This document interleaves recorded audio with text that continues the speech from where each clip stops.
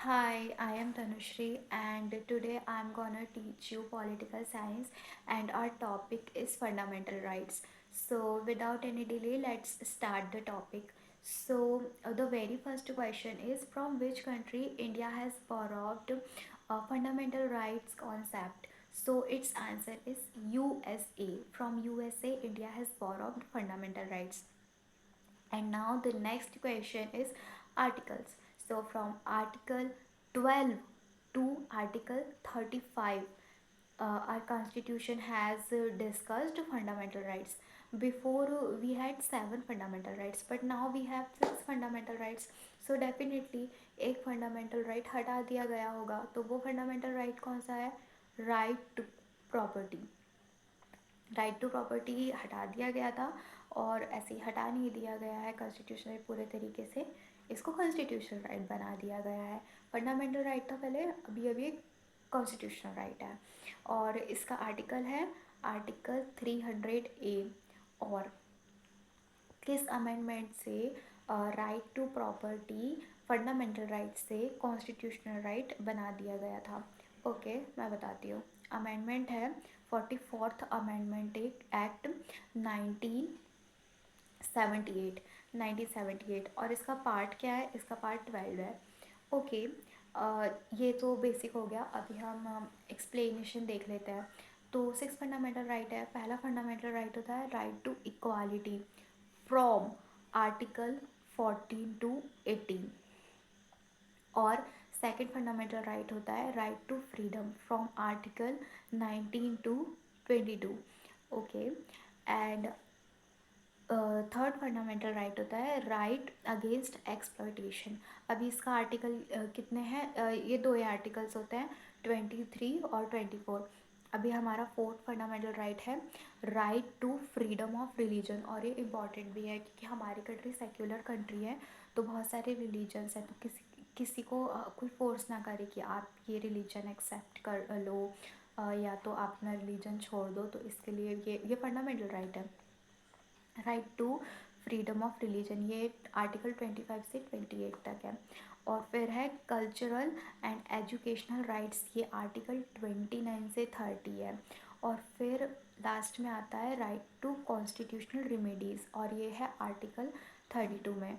ठीक है, ये फंडामेंटल राइट्स है। बट हमने स्टार्टिंग में पढ़ा था कि फंडामेंटल राइट्स आर्टिकल 12 से 35 तक होते हैं। तो हाँ, आगे भी आर्टिकल 33, आर्टिकल 34 और 35 है। ओके, तो वो हम बाद में पढ़ेंगे।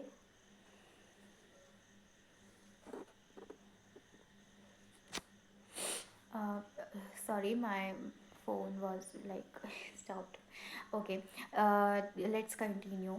तो आर्टिकल 33, 34 और 35 रह गया है। आई नो, वो कुछ ऐसा है, मार्शियल लॉज, मार्शियल लॉ का है एक। और हाँ, एक SC SC से कुछ रिलेटेड है, वो हम बाद में पढ़ेंगे। ओके, सो आर्टिकल 14 मैं पढ़ के बताती हूँ, फिर मैं एक्सप्लेन कर दूँगी। Equality before law and equal protection of laws. Okay, ये आर्टिकल 14 में है, equality before law and equal protection of law. हाँ, ये क्या है ना, ये भी अभी इसका एक और टॉपिक है कि इक्वालिटी बिफोर लॉ और इक्वल प्रोटेक्शन ऑफ लॉ।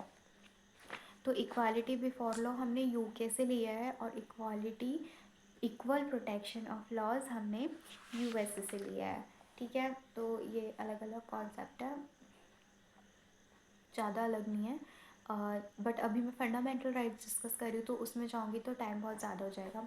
और आर्टिकल 15 जो है वो कहता है prohibition of discrimination on grounds of religion, race, caste, sex और प्लेस ऑफ बर्थ। ठीक है, इक्वालिटी, इक्वालिटी किसी का रेस क्या है, मतलब फेस कलर क्या है, कोई किसी का जेंडर क्या है, किसी की कास्ट क्या है, हम किसी की कास्ट क्या है, और रिलीजन क्या है, हम और किसने कहाँ पर जन्म लिया है, मतलब प्लेस ऑफ बर्थ, उसके बेसिस पे हम किसी के साथ डिस्क्रिमिनेशन नहीं कर सकते। It's totally wrong according to article 15, और ये सच भी है। ओके, आर्टिकल 16 में क्या है? Equality of opportunity in matters of public employment. मतलब जैसे कि जॉब्स होती हैं, पब्लिक एम्प्लॉयमेंट, तो उसमें आप किसी भी तरीके से किसी के साथ लाइक डिस्क्रिमिनेशन नहीं कर सकते। I am sorry, like I have cough, so थोड़ा सा you have to manage with my voice.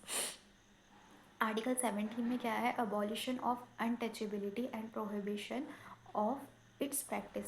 And पहले के ज़माने में ऐसा चलता था कि हम लाइक बड़ी कास्ट वाले हैं तो हम आपको, आप छोटी कास्ट वाले तो हम आपको टच नहीं करेंगे, तो ये हटाने के लिए आर्टिकल 17 लाया गया था।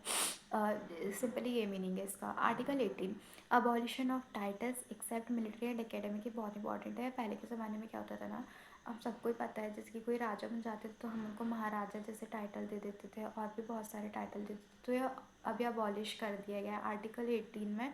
इसको बिल्कुल ही अनकॉन्स्टिट्यूशनल माना गया, और ये ठीक नहीं, क्योंकि इससे क्योंकि ऊँच नीच आती है। लेकिन क्या लिखा है, एक्सेप्ट मिलिट्री एंड एकेडमिक। अभी इसका क्या मतलब है, मिलिट्री में जैसे कि आर्मी में कोई जनरल लाइक हमारे कोई, हाँ, मेजर जनरल ऐसे हम देते हैं ना, तो वो अनकॉन्स्टिट्यूशनल नहीं है। ठीक है, वो चीज़ अनकॉन्स्टिट्यूशनल नहीं है। और एकेडमिक, हाँ, एकेडमिक का मतलब है जैसे कि किसी ने डॉक्टर की डिग्री कर लिया तो हम तो बोलेंगे ही ना कि लाइक या तो पीएचडी कर लिया, तो जैसे कि डॉक्टर एपीजे अब्दुल कलाम, अभी वो अनकॉन्स्टिट्यूशनल नहीं है, उसमें मत जाना अभी। हाँ, अभी right to freedom, article 19 to 22 right to freedom है। protection of six rights regarding freedom of speech and expression, okay, so regarding speech and expression. और दूसरा है assembly, association, movement, residence and profession. Okay, I have बहुत कम time, so I can not explain you एक एक चीज़, but be with me, so I will explain you everything. Speech and expression, सब हम मैं कहीं जाकर अगर कुछ बोलना चाहूँ मेरे कॉलेज में उठ के, तो मैं बोल सकती हूँ ना, मुझे कोई रिस्ट्रिक्शन थोड़ी है, वो मेरा राइट है, ये मतलब है इसका। असेंबली मतलब हम चार फ्रेंड्स मिलके बात कर सकते हैं, अनलेस हम कुछ गलत नहीं कर रहे हैं। एसोसिएशन बना सकते हैं, लोग बनाते ही हैं। मूवमेंट, मूवमेंट कर सकते हैं, पीसफुल मूवमेंट होना चाहिए। रेसिडेंस, मुझे कहाँ रहना है, मैं वहाँ रह सकती हूँ। प्रोफेशन, अगर मुझे टीचर बनना है तो मैं बन सकती हूँ, मेरा फंडामेंटल राइट है। आर्टिकल 20, ठीक है। अभी हम आर्टिकल 20 पढ़ेंगे, protection in respect of conviction for offences. और प्रोटेक्शन, हाँ, आर्टिकल 20 में ना कुछ ऐसी चीज़ें हैं जैसे कि बेल वगैरह के बारे में लिखा हुआ है, तो इसलिए protection in respect of conviction for offences वो डीप टॉपिक है, टॉपिक के साथ पढ़ेंगे, फंडामेंटल राइट पढ़ते हैं। आर्टिकल 21 में क्या है, बहुत इंपॉर्टेंट है, protection of life and personal liberty. मुझे मेरी लाइफ में, मतलब ये जो मेरी लाइफ है ये मेरा फंडामेंटल राइट है, कोई मेरे से छीन नहीं सकता है। Article 21 A, right to elementary education. हर बच्चे का फंडामेंटल राइट है ये कि वो उसको एजुकेशन चाहिए, हम रोक नहीं सकते हैं उसको, भाई मत पढ़, ऐसा नहीं बोल सकते। Article 22, protection against arrest and detention in certain cases. अब ये वही है, ये protection against arrest and detention in certain cases जो लिखा है ना, ये बहुत ही बड़ा टॉपिक है। इसमें कुछ चीज़ें होती है जो, जब इंसान को अरेस्ट किया जाता है तो मतलब 24 आवर्स के अंदर उसको मजिस्ट्रेट के सामने हाजिर करना पड़ता है। ऐसी चीज़ें हैं, बहुत सारी चीज़ें हैं इसमें। आर्टिकल 23 क्या है, prohibition of traffic in human beings and post labour. हाँ, आप किसी को पोस्ट लेबर में नहीं डाल सकते हो, ये गलत है। Article 24, prohibition of employment of children in factories. बच्चों को फैक्ट्रीज में काम नहीं कर सकते जब तक उसका भी एक एज लिमिट है, ठीक है। हाँ, आर्टिकल 25 में मैंने बताया था, religion, freedom of conscience and free profession, practice and propagation of religion, ठीक है। आप किसी भी रिलीजन को प्रैक्टिस कर सकते हो, आपकी मर्ज़ी है। आर्टिकल 26 में क्या लिखा है, freedom to manage religious affairs. 27, freedom from payment of taxes, promotion of any religion, payment of tax, okay. Article 28, freedom from attending religious instruction और worship in certain educational institution, okay. Article 29 is protection of language, script, culture of minorities. इसका example है जैसे हम भरिया language को protection दे रहे हैं। Article 30 is right of minorities to establish and administer educational institutions. Okay, minorities को एजुकेशनल इंस्टीट्यूट्स में हमें लाइक एंट्री देनी है, उनको रोक नहीं सकते।